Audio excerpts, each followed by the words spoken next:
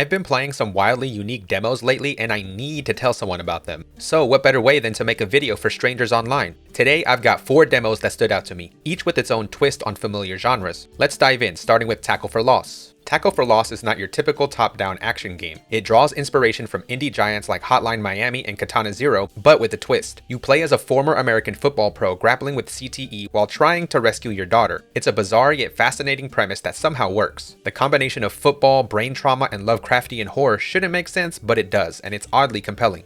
Combat is fast, violent, and surprisingly satisfying. The faster you take down enemies, the higher your combo and score multipliers, rewarding you with progression tokens. These tokens unlock abilities like a long-range football throw or an improved tackle chain. It's chaotic, strategic, and oddly cathartic, like therapy but with more concussions. The demo does a great job of making you feel powerful while keeping you on your toes. One misstep and you're done for. The demo hooked me with its blend of action and emotional narrative, plus some Lovecraft-adjacent horror elements at the end. There is potential for some interesting combat mechanics and a surprisingly engaging narrative. As someone who's not a football fan, I never thought I'd enjoy tackling people this much. The pacing in the demo is excellent and the gameplay loop is addictive. The cutscene dialogue can be a bit stilted, but it's also sometimes both tragic and darkly funny, adding depth to the experience. I'm keeping an eye on this one. I'm just hoping the full release adds a grading system with rewards to incentivize those high scores. Next is Day of the Shell, a grid-based tactical roguelite where you play your turn in a single click. You're a monster huntress in a post-apocalyptic fantasy world exploring islands, collecting treasures, and rebelling against angry gods. It's a unique blend of fast-paced strategy and roguelite meta progression with a gorgeous art style that gives the world a somber, almost melancholic vibe. The one-click, one-turn system is brilliant. Every move, attack, or decision is executed with a single click, making it fast-paced yet deeply strategic. Positioning and utilizing cover is key, and my favorite weapon, the crossbow, gives you a movement buff that's absolutely clutch in taking advantageous angles. Death isn't the end. You return to your home island to upgrade and plan your next run. The roguelite elements are relatively well balanced, with each run feeling fresh and rewarding. The game eases you into its mechanics, which is perfect for newcomers to the genre. It's one of those easy to learn, hard to master experiences. This game is deceptively simple but packed with depth. The stunning art style and roguelite elements keep each run engaging. I never felt too overwhelmed by RNG, even with a slight difficulty spike in the second world. The one-click mechanic is surprisingly addictive, and I found myself saying just one more run way too many times. I also hope the full release introduces more interesting upgrades to allow for the potential of broken builds, which would add even more variety to the gameplay. If you're into tactical games but don't have hours to spare, this one might just click with you. Getting through an encounter and stepping through the portal to the next stage is satisfying and relieving. I can only hope such a feeling is consistent throughout the game's later stages. Texnoplazm is an FPS brawler hybrid set in a futuristic Gothic Europe. You've got 3 core combat systems: punches, ranged weapons, and firearms. The draw is that you can steal enemies' weapons and seamlessly switch between styles mid-fight. The setting is dark, moody, and dripping with style, while combat is lightning fast and ridiculously stylish. Parrying feels fantastic, especially when you deflect projectiles or...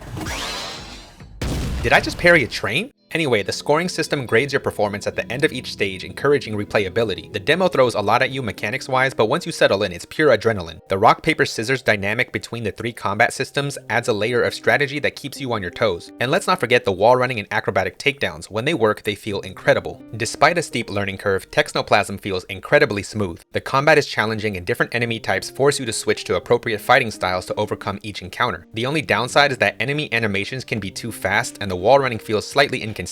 But the aesthetic is fantastic, with a soundtrack full of high-octane tracks that fit the tone perfectly. I'm hyped to see what the full release brings. The developers have promised more mechanics and systems, and if the demo is any indication, this could be a sleeper hit. Also, did I mention you can parry a train? Because you can parry a train. Finally, we have Escape from Duckov. Yes, it's exactly what it sounds like. Escape from Tarkov, but you're a duck. It's a top-down extraction shooter where you gather supplies, build your hideout, and try not to quack under pressure. The premise is absurd, but it works surprisingly well. It's like someone took Tarkov's tension and added a layer of whimsy with a side of feathers. Combat is top-down shooting with an emphasis on weapon customization and base building. The quest system gives you direction and starter classes add variety, though you'll need to unlock the others. Starting out is tough. You die in a couple of hits, but finding better gear feels rewarding. True to its inspiration, you must carefully manage weapon degradation and resources. The top-down perspective takes some getting used to, but it makes navigating terrain and fighting enemies more straightforward than in first-person shooters. While the game wears its inspiration on its sleeve, the duck premise adds a much-needed dose of levity to the hardcore extraction shooter genre. The English translation